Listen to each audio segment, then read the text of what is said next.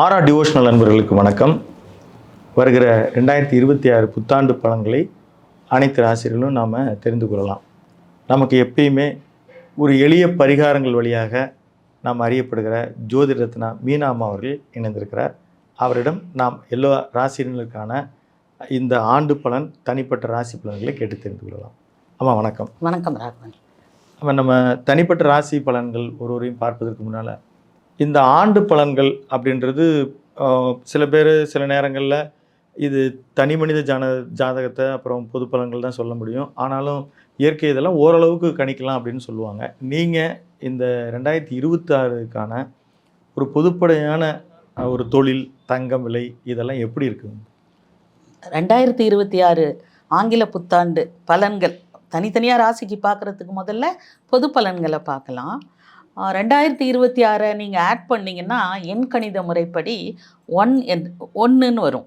1ங்கிறது எப்போவுமே சூரியனை குறிக்கும். அதோடு மட்டும் இல்லாமல் இந்த வருடமே ரிஷப ராசியில் கார்த்திகை நட்சத்திரத்தில் தான் 2026 பிறக்கிறது. கார்த்திகை நட்சத்திரங்கிறது கூட சூரியனோட நட்சத்திரம் தான். அதனால் சூரியனோட ஆளுகை பெற்ற ஒரு ஆண்டாக தான் இந்த ஆண்டு நிச்சயமாக இருக்கும். இதனால் என்ன பலன்கள் கிடைக்கும்னா, ஒரு அதிரடியான அரசியல் மாற்றம்னு கூட சொல்ல முடியாது, நிகழ்வுகள், செய்திகள் இதெல்லாம் இந்த வருடத்தில் நிச்சயம் கிடைக்கும். ஒரு நல்ல செய்திகள் கிடைக்கும்னு நம்ம சொல்லலாம். அதே மாதிரி தங்க வெள்ளத்தை பார்த்திங்கன்னா தொடர்ந்து இந்த வருடமும் தங்கம் விலை ஏறும். நம்ம போன வருடம் சொல்லும் போது சொன்னோம் 50,000 இருக்கும்போதே சொன்னோம், இந்த வருட இறுதியில் அது ஒரு லட்சத்தை எட்டும்னு. கிட்டத்தட்ட அந்த லெவலில் தான் இருக்குது. இனிமேல் குறையும்னு சிலர் சொல்கிறாங்க. இருந்தாலும் கூட இந்த வருடமும் ஜூன் மாதம் வரை 2026 ஜூன் மாதம் வரை, ஏன்னா ஜூன்ல குரு பயிற்சி இருக்கு. அது வரை அந்த குரு உச்சத்துக்கும் தங்க விலை ஏற்றத்துக்கும் கனெக்ஷன் இருக்கு. கனெக்ஷன் நிச்சயமா இருக்கு. இப்ப குரு நம்ம ராசி கட்டங்கள்ல கடகம்ங்கிறது தமிழகத்தை குறிக்கும். அதே மாதிரி ராசி கட்டங்களில் மகரம்ங்கிறது பாரதத்தை குறிக்கும். இப்போ மகரத்துக்கு 6வது இடத்துல குரு மறைந்து இருக்கிறாரு. கடகம்னு பார்க்கும்போது 12வது இடத்துல தான் இருக்காரு. இன்னும் 8ஆக்கனியாக தான் தங்கம் இருந்துகிட்டு இருக்கு. அதனால தங்கம் விலை ஒரு கிராம் 15,000 வரைக்கும் போகிறதுக்கு நிறைய வாய்ப்புகள் இருக்குது. அது தங்கத்தில் முதலீடு பண்ணுவது இந்த ஆண்டு ஜூன் வரைக்கும் ஒரு நல்ல முதலீடாக அது இருக்கிறதுக்கு வாய்ப்பு இருக்குது. அடுத்து இன்னொரு முக்கியமான விஷயம் சொல்லணும்னு சொன்னால், இந்த வருடம் கன்னி லக்னத்தில் பிறக்குது. கன்னி லக்னத்தில் பிறக்கும் பொழுது மிதுனத்தில் குரு இருக்குது. மிதுனம் கன்னிக்கு 10வது ராசியாக இருக்கும். பரமகுரு 10ல் வர பதவி பறிபோகும் அப்படின்லாம் சொலவடைகள் இருக்குது ஜாதகத்தில். அதனால் என்னென்னா, இப்போ கன்னியும் மிதுனமும் புதன் சம்மந்தப்பட்ட புதனோட வீடு. ஐடி துறையில் எந்த அளவுக்கு முன்னேற்றம் இருக்கோ அதே அளவிற்கு வேலை வாய்ப்புகள்லையும் நிறைய பறிபோக வாய்ப்பு இருக்கு. நிறைய பணி ப்ரெஷர்ஸ் அதிகமாக இருக்கும் 10ல் இருக்கும் பொழுது. இப்போ இது வெளிநாட்டு வாழ் இந்தியர்கள் ஐடியில் இருக்கீங்க, அப்படி கொத்தா வர வாய்ப்பு ஏதாவது நிச்சயமாக இருக்கும். அதனால் அந்த ஐடியில் வேலை செய்கிறவங்க வெளி மாநிலம், இந்தியா முழுக்க, வெளிநாடு, அது கொத்துவாக வர்றதுக்கும் இந்த முக்கியமான அரசியல் தலைவர்கள் எடுக்கிற முடிவில் ஒரு சிறத்தன்மை இல்லாத நிலை ஏற்படுறதுனால இந்த மாதிரி எஃபெக்ட் நிச்சயம் நடக்கிறதுக்கு நிறைய வாய்ப்புகள் இருக்குது. இதே மாதிரி ஒரு சில முக்கியமான செய்திகள் சொல்லும்பொழுது, மொத்தமாக தமிழகத்தையே நம்ம கடகராசிங்கிறோம்.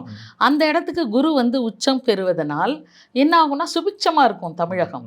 ஏன்னா 5ஆம் இடம், 7ஆம் இடம், 9வது இடத்தை தமிழகத்தில் குரு உட்காந்து பார்க்கறதுனால மிக நல்ல மாற்றங்கள்லாம் நடக்கிறதுக்கு நிறைய வாய்ப்பு இருக்குது. 7ஆம் ஏதாவது இயற்கை பேரழிவுகள், நோய் தொற்றுகள் இதெல்லாம் ஏதாவது கணிக்க முடியும்? இந்த வருடம் எப்பவும் போல இருக்கும். ஏன்னா நீர் ராசி மீனத்தில் சனி பகவான் இருக்கிறதுனால நீரினால் பரவும் தொற்று அதிகமாகும். ஆக்சிடென்ட்ஸும் நடக்கிறதுக்கு வாய்ப்பு இருக்குது. இரவு நேர பயணங்களை தவிர்ப்பது நல்லது. ஹெல்மெட் எல்லாருமே அது நிச்சயமாக முடியாது. அதனால வேறு தேவை இருந்தால் ஹெல்மெட் போட்டுக்கிறது, சீட் பெல்ட் போட்டுக்கிறது, நிதானமான நிலையில் இருக்கும் பொழுது வண்டி ஓட்டுறது, இந்த மாதிரி சில ப்ரிகாஷனரி மெஷர்ஸ். ஏன்னா இரவில் தான் இயங்குற மாதிரி இருக்குது நாடே, அது கவனமாக இருக்கணும் அந்த மாதிரி. மற்றபடி எல்லாமே 2025வது ஆண்டை விட 2026வது ஆண்டு சற்று ஆசீர்வாதம் மிக்க ஆண்டாகத்தான் இருக்கும். இந்த மாதிரி ஏற்றம் இறக்கம், கஷ்டம் நஷ்டம் எல்லா ஆண்டுகள்லையும் இருக்கும். இதெல்லாம் நம்ம தமிழகம் நிறைய தடவை பார்த்துருக்கு. இதுவும் கடந்து போகுங்கிற மாதிரி இந்த மாதிரி சில அசுப நிகழ்வுகள்லாம் நம்ம கடந்து 2026 ஆசீர்வாதமான ஆண்டாக இருக்கும் எல்லாருக்கும். நிச்சயமாம்மா, ரொம்ப மகிழ்ச்சி. நிச்சயமாம்மா, ரொம்ப மகிழ்ச்சி. எல்லாருக்கும் ஆசீர்வதிக்கப்பட்ட ஒரு ஆண்டாக இருக்கும் அப்படின்னு சொல்லியிருக்கீங்க. இப்போது பெரிய மாற்றங்கள், அதாவது கிரக பயிற்சிகள் அப்படின்னு என்னென்ன இருக்குங்க? 2025 ஆண்டு 4 கிரகங்கள் அது பெயர்ச்சியின் ஆண்டுன்னு கூட சொன்னோம். 2025 2026 ஜூன் 1ஆம் தேதி மட்டும் ஜூன் வந்து மிதுன ராசியிலிருந்து கடகத்துக்கு இடம்பெயர்ந்து அந்த உச்ச நிலையை அடைகிறார் அங்கே. அப்புறம் டிசம்பர் எண்டில் ராகு கேது பயிற்சி இருக்குது. அதை நம்ம இந்த வருட பலன்களில் கொண்டு வர வேண்டியில்லை. அது 2027 ஆண்டு பலன்களில் தான் நம்ம எடுத்துக்க முடியும். இந்த வருடம் முக்கியமாக சொல்லணும்னா குரு உச்சம் பெற்று கடகராசிக்கு வர்றது ஒரு சிறப்பான பயிற்சி. அதுக்கப்புறம் நம்ம எப்போ எல்லா பலன்களையும் சொல்லும் பொழுது மே வரைக்கும் ஒரு பலனும், மேக்கு பிறகு இன்னொரு செக்மெண்ட் எடுத்துக்கணும். முதல் பாதி 2ஆம் பாதின்னு எடுத்து பலன் சொல்கிறது வந்து கரெக்டாக இருக்கும் அப்படின்னு நினைக்கிறேன். மேசராசினர்களுக்கு 2026ஆம் ஆண்டு எப்படி இருக்கும்? மேஷராசி நேயர்கள் வந்து வேகமும் விவேகமும் நிறைஞ்சவங்க. அவங்க நிச்சயமாக 7.5 சனியோட பிடியில் இப்போ இருக்காங்கங்கிறது நம்ம எல்லாருக்குமே தெரியும். அந்த 7.5 சனி விரயஸ்தானத்தில் சனி உட்காந்துருக்காரு. அந்த விரய சனி செய்யும் சில வேலைகளை அவர் செய்யாமல் இருப்பாருன்னெலாம் நம்ம சொல்ல முடியாது. வேலையில் சில விரயம், பணம் கொஞ்சம் விரயமாகும், குடும்பத்தில் சில விரயங்கள் ஏற்படும். இது நிச்சயம் நடக்கும். அதோட அவரோட சனியோட பார்வை 3ஆம் இடத்துக்கு விழும்போது மேஷத்துக்கு 2ஆம் இடத்தில் அது விழும்.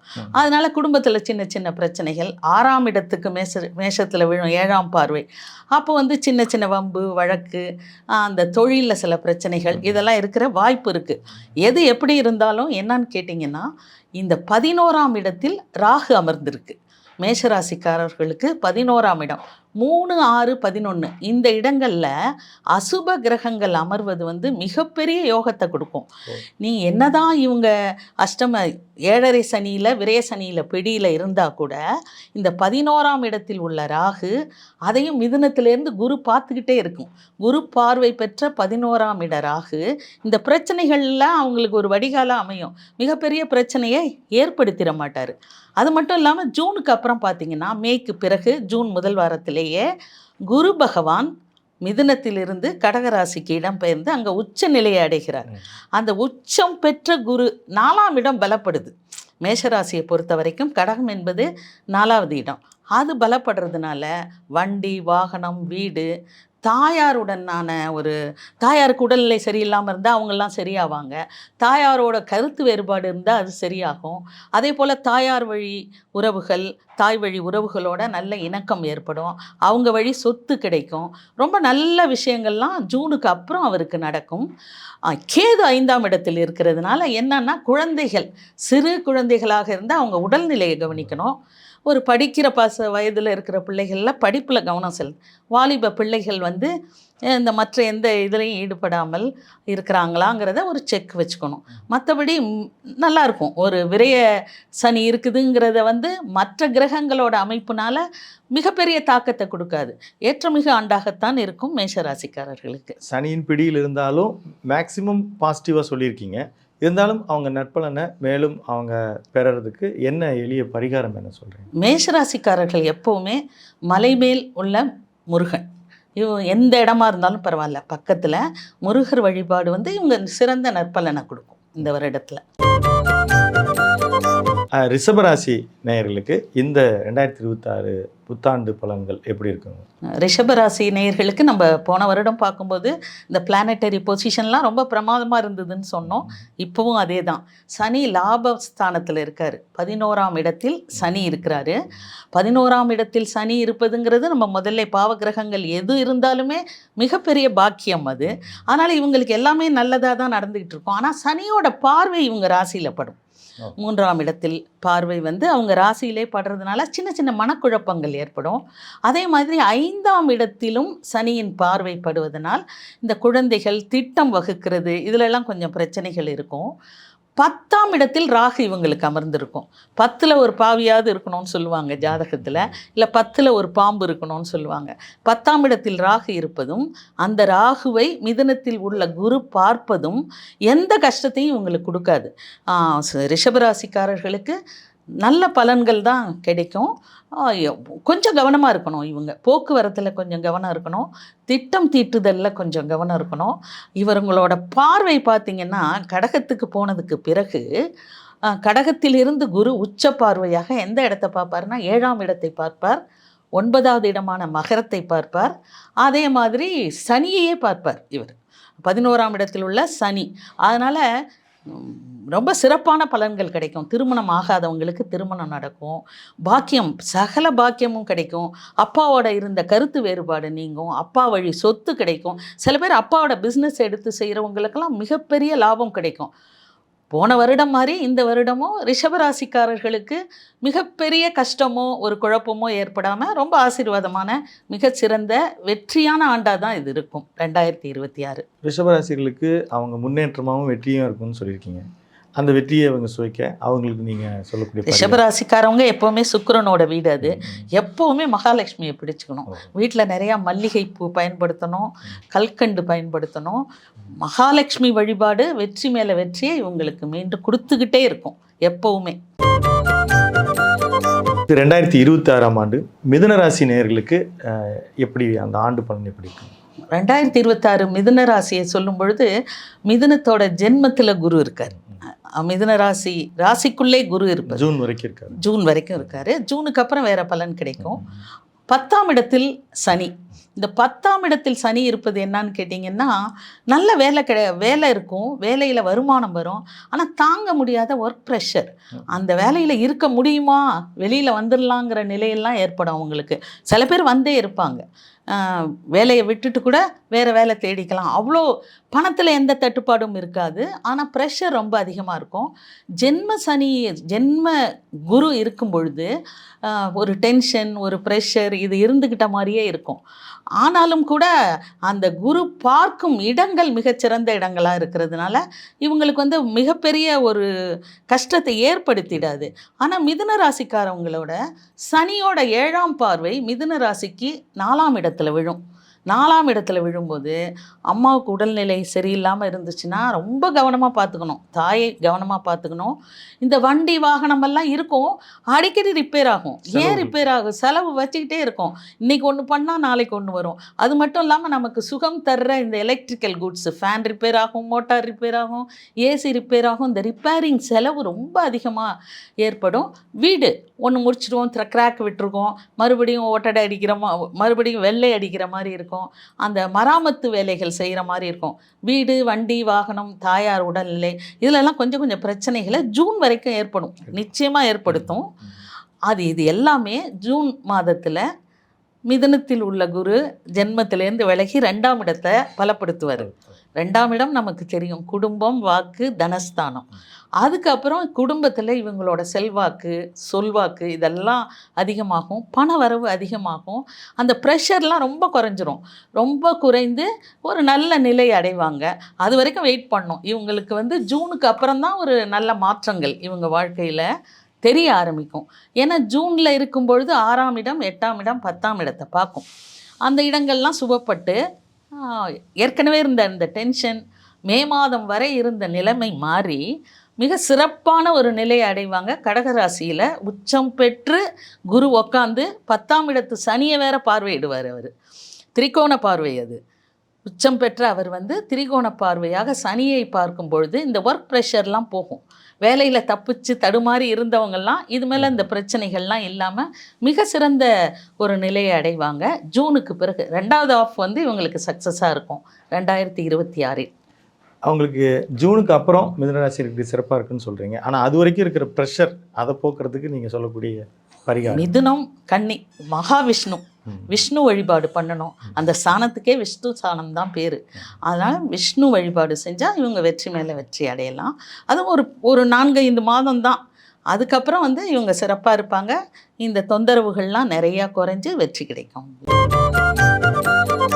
2026ஆம் ஆண்டு கடகராசிகளுக்கு, ஏன்னா நீங்கள் பல நேரங்களில் குறிப்பிடுறது அங்கே தான் உச்சம் பெறுறாருன்னு, அந்த குரு நின்ற இடத்துக்கு சில நேரம் நெகட்டிவ் பலன் இருக்கிறதும் நாங்கள் கேள்விப்படுறோம். அப்போது கடகத்துக்கு எப்படி இருக்குங்க? கடகராசி ஒரு 4-5 வருடமாக ரொம்ப கஷ்டப்பட்ட ராசிகளில் கடகராசியும். ஏன்னா அஷ்டம சனி, கடகத்துக்கும் சிம்மத்துக்கும் மட்டும் இந்த அஷ்டம சனி வரவே கூடாதுன்னு சொல்லுவாங்க. அதுலேருந்து கொஞ்சம் விலகிட்டாங்க. இப்போ 9வது இடத்தில் சனி, பாக்கியஸ்தானத்தில் சனி இருக்கிறாங்க. பாக்கியஸ்தானத்தில் சனி இருந்தாலும் கடகராசிக்காரர்களோட பெரிய சந்தேகம் என்னன்னா, ஏதோ 9க்கு போனோன்னா ரொம்ப நல்லா இருப்போமேன்னு சொன்னாங்களே, அப்படி ஒன்றும் தெரியலையே. ஓரளவு பிரச்சனைகள் குறைந்திருந்தாலும் கூட அவங்க எதிர்பார்த்த அளவுக்கு வெற்றி கிடைக்கலையேங்கிற ஒரு ஏக்கம் உங்களுக்கு நிச்சயம் இருக்கும். அதுக்கு காரணம் என்னன்னு கேட்டிங்கன்னா, அந்த குரு 12ஆம் இடத்தில் இருந்தது தான். அவங்கள பொறுத்த வரைக்கும் குரு 12ஆம் இடத்திலிருந்து கொஞ்சம் தன வரவெல்லாம் கொஞ்சம் பிளாக் பண்ணியிருக்கோம். இப்போ அதனால என்னன்னு கேட்டிங்கன்னா, சனியோட பார்வையை நீங்கள் ரொம்ப நல்லா கவனிச்சா, சனி இருக்கிறதும் சரி, பார்வையும் 3, 6, 11 இந்த இடங்களில் சனி பார்வை விழும் பொழுது மிகப்பெரிய வெற்றி கிடைக்கும். இப்போ சனியோட பார்வை கடகராசிக்கு நீங்கள் பார்த்தீங்கன்னா 3ஆம் இடத்துல விழும், 6ஆம் இடத்துல விழும், 11ஆம் இடத்துல விழுது. 3ஆம் பார்வை, 7ஆம் பார்வை, 10ஆம் பார்வை. இந்த சனியின் பார்வை படும் இடங்கள்லாம் ரொம்ப பிரமாதமாக இருக்கிறதுனால இவங்களுக்கு இதுமே வெற்றி நிச்சயமாக வரும். குருவும் என்ன பண்ணுறாருன்னா, அவர் மிதுன ராசியிலிருந்து கடக ராசிக்கு சென்று அந்த இடத்துல என்ன பண்ணுறாருன்னா உச்சம் அடைகிறார். நீங்கள் கேட்ட ஒரு கேள்வி ரொம்ப ஜென்ம குருங்கும் போது அந்த ப்ரெஷர்லாம் கிடைக்குமே, அது எப்படி அப்படின்னு தான் நீங்கள் கேட்குறீங்க. இப்போ இதை நம்ம எப்படி கணக்கில் எடுத்துக்கணும்னு சொன்னோம்னா, அந்த இடத்துல வந்து ஜென்ம குரு பிரச்சனை பண்ணுவார் அப்படின்னு ஒரு அழகாக ஒரு கேள்வி கேட்டீங்க நீங்கள். நம்ம இந்த இடத்துல எப்படி இருக்கணும்னா, பாகியாதிபதி இல்லையா அவர் உச்சம் பெறுவதுங்கிறது கடகராசிக்கு மிகப்பெரிய சிறப்பு. ஜென்மத்தில் குரு இருக்கிறாருன்னு சொல்கிறத விட 9ஆம் அதிபதி உச்சம் அடைகிறதுனால ரொம்ப சிறப்பான பலன்களை. அவரே 6ஆம் அதிபதியும் ஆகிறதுனால அதில் ஒரு தீய பலன்கள் எதுவும் இருக்காது. அது எப்படி எடுக்கணும்னு நம்ம கேட்டோம்னா, கடகத்துக்கும் சிம்மத்துக்கும் குருவான்பவர் நன்மையை மட்டுமே செய்வார். இப்போ 6ஆம் அதிபதியாகவும் இருந்து 9வது அதிபதியாகவும் இருந்தாலும் அவர் யோகம்ங்கும் போது நல்ல பலன்களை மட்டும்தான் தருப்பார். இந்த 6ஆம் அதிபதி பலன்களை அவ்வளவா தரமாட்டார். ஏன்னா கடகத்துக்கும் சிம்மத்துக்கும் குரு ரொம்ப முக்கியமான யோகாதிபதி. அதனால் யோக பலன்களை தான் தருவார். பார்வையை பாருங்களேன், அதுவே தமிழகம்னு நான் சொன்னேன். அந்த இடம் அவங்க பார்வை ரொம்ப சிறப்பான பார்வை. 5ஆம் இடம், 7ஆம் இடம், 9வது இடத்துல பார்வை விழும். 9வது இடங்கும் போது அங்கே சனி இருக்கிற இடத்துல ஏற்கனவே அது வந்து பாக்கிய சனி. இந்த குருவோட பார்வை சேரும்பொழுது மிக சிறந்த வெற்றியை கொடுப்பாங்க. இப்போ இந்த கடகராசின்னு சொல்லும்போது அது நிலவோட வீடு, சந்திரனோட வீடு. 5ஆம் இடம்ங்கிறது காதல் உணர்வை சொல்லக்கூடியது. 7ஆம் இடம் திருமணம், கூட்டு இதெல்லாம் சொல்கிறது. 9ஆம் இடம் பாக்கியஸ்தானம். லவ் பண்ணுறவங்க வீட்டில் சொல்லலாமா கூடாதா, இல்லை நடக்குமா நடக்காதாங்கிறவங்களுக்கு சக்ஸஸாக லவ் சக்ஸஸ் ஆகி அது மேரேஜில் முடிஞ்சு அந்த மேரேஜ் வெற்றிகரமான திருமணமாக இருக்கிறதுக்கு நிறைய வாய்ப்புகள் இருக்குது. இந்த காலகட்டத்தில் காதல் அப்படின்றது ஒரு முதிர்ச்சியான காதல் கரெக்டாக இருக்கும். இந்த நேரத்தில் ப்ரப்போஸ் பண்ணுறதும் ஒரு உண்மையான காதலாக இருக்கும். அது கல்யாணத்தில் முடியும், அது வெற்றியில் முடியும் அப்படிங்கிறதெல்லாம் நம்ம பார்க்கலாம். 7ஆம் இடத்தை பார்க்கறதுனால திருமண வாழ்க்கையில் ஏதாவது பிரச்சனைகள் இருந்தால் தீரும். இந்த கூட்டணி, அரசியல்வாதிகள் கூட்டணி இருக்குது பாருங்கள், அது பலப்படும். கூட்டணி கட்சியெல்லாம் கொஞ்சம் அப்படி தடுமாறாமல் இன்டாக்டாக இருப்பாங்க.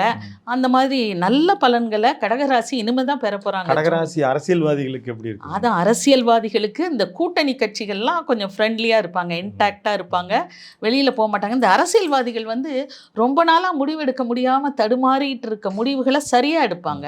அந்த முடிவுகள் அவர்களுக்கு வெற்றியை கொடுக்கும். நல்ல வெற்றிகரமான ஆண்டாக இருக்கும். அரசியல்வாதிகளுக்கெல்லாம் வெற்றிகரமான ஆண்டாக இருக்கும். எலெக்ஷன்லாம் வரப்போகிற இந்த நேரத்தில் அவங்களுக்கு அந்த கூட்டணியெல்லாம் சரியாக அமையும். 7ஆம் இடம்ங்கிறது கூட்டணி, கூட்டாளி அப்படி தானே சொல்கிறோம், சமுதாயம், ஓட்டர்ஸ், இதெல்லாமே வெற்றிகரமாக அமைஞ்சு நல்ல ஒரு வெற்றி வாய்ப்பை தரும் அரசியல்வாதிகளுக்கு. பொதுவாகவே தமிழகமும் இந்த கடகராசிக்காரவங்க ரொம்ப பிரமாதமாக இருப்பாங்க. இந்த ஜூனுக்கு பிறகு சிறப்பாக இருப்பாங்க. இவர்களுக்கு வந்து பெரும்பாலும் எனக்கு இருந்த ஒரு சந்தேகங்களை கூட நீங்கள் நிவர்த்தி செஞ்சு அழகாக சொன்னீங்க. அவர்களுடைய பலன்கள் மேலும் மேம்படுத்துவதற்கு அவங்க என்ன பரிகாரம்? எப்போவுமே நான் கடகராசிக்கு சயனகோல பெருமாளை வழங்கணும். அந்த வழிபாடு இவங்களுக்கு மேலே வெற்றி மேலே வெற்றி. ஸ்ரீரங்க பெருமாள் மாதிரி வணங்குறது வந்து வெற்றியை தரும். 2026ஆம் ஆண்டு சிம்ம ராசியினருக்கு எப்படி இருக்கும்? ஏன்னா ஏற்கனவே அவங்க சனியின் பிடியில் கஷ்டப்பட்டுட்டு இருக்கிறாங்க. இப்போது இந்த காலகட்டத்தில் 2026 அவர்களுக்கு எந்த மாதிரியான பலன்கள் இருக்கும்? அழகாக சொன்னீங்க. சிம்ம ராசிக்காரவங்க நிச்சயமாக அஷ்டம சனியோட பிடியில் இருக்காங்க. சின்ன சின்ன கஷ்டங்கள் நிச்சயமாக இருக்கும். அவங்களுக்கு சில அசிங்கம் படுற மாதிரி வரும், சில அவமானங்களை சந்திக்கிற மாதிரி இருக்கும், சின்ன சின்ன ஆக்சிடென்ட் நடக்கும், குழந்தைங்க சிக்காவாங்க, குடும்பத்தில் தகராறு, இதெல்லாமே வரும். அஷ்டம சனியோட வேலை. அதுவும் சிம்மத்திற்கு அஷ்டம சனி வரக்கூடாது. அப்படி இருந்தால் கூட எப்போவுமே கண்ணதாசன் சொல்கிற மாதிரி தான், 4 பக்கம் வழி இருக்குது, நமக்கு ஒரு வழி இல்லாமலையா போய்டும்னு சொல்வார்ல, அதே மாதிரி தான் நம்மளுக்கு என்னன்னா, இவங்க அஷ்டம சனியில் பிடியில் இருந்தால் கூட இவங்களுக்கு வெற்றியை தரக்கூட 6 மாதம் என்னான்னு கேட்டிங்கன்னா, 11ஆம் இடத்துல குரு இருக்கார். எந்த ஒரு ராசிக்கு 11ஆவது இடத்துல குரு இருந்தாலும் எந்த பிரச்சனை வந்தாலும் அதை சமாளிச்சிருவாங்க.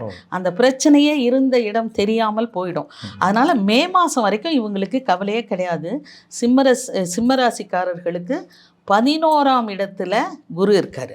அதனால இவங்களுக்கு வர்ற பிரச்சனைகள் அவ்வளவா சமாளிச்சிருவாங்க. ஆனால் இவங்களுக்குள்ள இன்னொரு பிரச்சனை என்னன்னா, இவங்களோட ராசி மேலே கேது ஆல்ரெடி இருக்கிற பிரச்சனையோட இது கொஞ்சம் பிரச்சனைகளை உண்டு பண்ணும். 7ல் ராகு இருக்குது, குடும்பத்தில் சின்ன சின்ன பிரச்சனையை ஏற்படுத்தும். இது எல்லாமே என்ன ஆகும்னு கேட்டிங்கன்னா, கடகத்துக்கு குரு வரும்பொழுது நீங்கள் நினைக்கலாம் ஒரு 12ஆம் இடத்துக்கு குரு வரும், நீங்கள் எப்பவும் இதை கேட்பீங்க அழகா. அதை இழக்கவே கூடாது. 5ஆம் அதிபதி உச்சம் பெறுகிறது.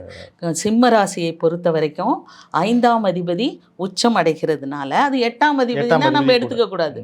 ஏன்னு சொன்னால் யோகர் சிம்மத்துக்கு 5ஆம் அதிபதி குழந்தை பிறக்கும். சிம்ம ராசிக்காரர்கள் குழந்தைக்காக ஏங்கி கொண்டு இருந்தாங்கன்னா கட்டாயம் குழந்தை பிறக்கும். இது பார்க்குற பார்வையை பார்த்தீங்கன்னா 4, 6, 8ஆம் இடங்களை கடகத்திலேருந்து பார்ப்பாரு.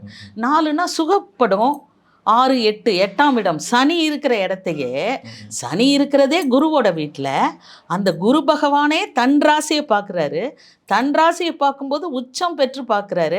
என் வீட்டில் தான் நீ உட்காந்துருக்கிற, கொஞ்சம் பார்த்து அடக்கி வாசி அப்படின்னு ஒரு கண்ட்ரோலில் வச்சு சனியினுடைய ஒரு உக்கரத்தை அப்படி குழுகுலுன்னு தனிச்சிடுற. நிச்சயம் நிறையா 100% அடுத்த வருடம் வரைக்கும் கூட இவங்க கவலையே பட வேணாம். சிம்ம ராசிக்காரர்கள் ரொம்ப பயந்து நடுங்கி இருக்கிற ஒரு ராசி என்னன்னு கேட்டால் சிம்ம. நிறைய பேருக்கு உண்மையிலே வேலை போயிருக்கும், அதுக்கு மாற்று வழி ஏற்படும் கட்டாயம். உங்களுக்கு இன்னும் பார்த்தீங்கன்னா இந்த டிசம்பர் மாதம் போல் ஜென்மகேது கூட விலகி 12ஆம் இடத்துக்கு போயிடுவார். அதனால் வேலை வாய்ப்புகள் திரும்ப அமையும். எல்லாமே அந்த கொஞ்ச காலம்தான் அவங்களுக்கு கஷ்டம். அதுக்கு பிறகு நீங்கள் எனக்கு அஷ்டம சனி இருக்குதுங்கிறதே சிம்மராசிக்காரவங்க மறந்துடணும்.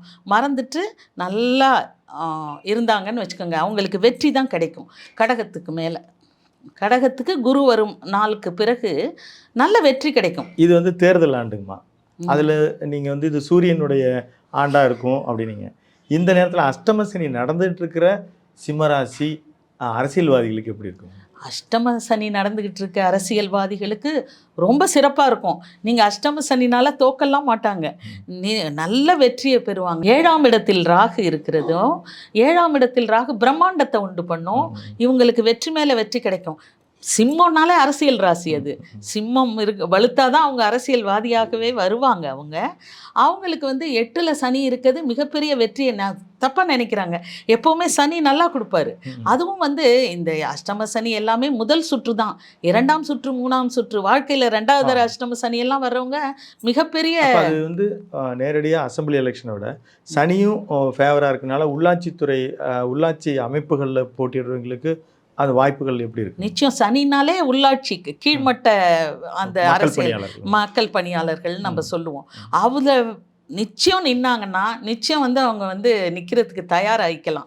ஆரம்பத்தில் தயாராகி ஜூனுக்கு அப்புறம் இவங்க வெற்றி தான் அவங்களுக்கு கிடைக்கும். வெற்றி வாய்ப்புகள் நிறையா இருக்குது. இந்த எலெக்ஷன்லேயே ரிசல்ட் ஜூனுக்கு அப்புறம் வந்தால் வெற்றி வாய்ப்புகள் அதிகமாக இருக்கும். எப்போவுமே மேய்க்கு முன்னாடி வர வாய்ப்பு இல்லை. அதனால் நல்ல வெற்றி வாய்ப்புகள் கடகம் மகரம் 2 பேருக்குமே உண்டு. அரசியல்வாதிகள் வெற்றியை கொண்டாட தயாராக இருக்கலாம். கடகமும் சிம்மமும் அரசியல்வாதிகளுக்கு வெற்றி தரும் ஆண்டாக தான் இது இருக்கும். எலெக்ஷன் வர்ற ஆண்டு வேற, வெற்றியை கொண்டாட தயாராக இருந்துக்கலாம். அவங்க நிச்சயமாக வெற்றி கிடைக்கும். அவங்களுடைய வெற்றியை வலுவூட்டுவதற்கு நீங்கள் சொல்லக்கூடிய பரிகாரம் என்ன? சிம்மராசிக்காரர்கள் சூரிய நமஸ்காரம் பண்ணணும், சிவ வழிபாடு பண்ணணும். பிரதோஷம் அன்னைக்கு சிவனை வழிபட்டாங்கன்னா வெற்றியும் கிடைக்கும். இந்த அஷ்டம சனியின் பிடியிலிருந்து, அந்த தாக்கத்திலேருந்து பெருமளவுக்கு இவங்க தப்பிச்சு வந்துடுவாங்க. அஷ்டம சனி இருக்குதுங்கிறதே உணர மாட்டாங்க. இப்போ கொஞ்சம் அவங்களுக்கு ஒரு லோவான சில பீரியட்ஸ் இருந்தால் அது கூட ஜூன் மாதத்திற்கு பிறகு, குரு பெயர்ச்சிக்கு பிறகு நல்ல வெற்றியை கொடுக்கும் அவங்களுக்கு. 2026 கன்னிராசி நேயர்களுக்கு அந்த ஆண்டு பலன் எப்படிமா? கன்னிராசியெல்லாம் ரொம்ப புத்திசாலியாக இருப்பாங்க. அதி புத்திசாலியான புதன் ஆட்கள்லாம் புதன் வந்து மூலத்திரிகோணம் அடைகிற வீடு அதுங்கிறதுனால அதி புத்திசாலியாக தான் இருப்பாங்க. இப்போ என்ன இவங்களுக்கு ஒரு பிரச்சனைனா, சனி வந்து நேரடி பார்வையில் 7ஆம் இடத்துல இருக்கார். 30 வருடத்துக்கு ஒரு தடவை தான் ஒரு ராசியை ஒரு சப்தம பார்வை பார்ப்பாரு. அந்த பார்வை இப்போ கன்னிராசி மேலே பட்டிருக்கு.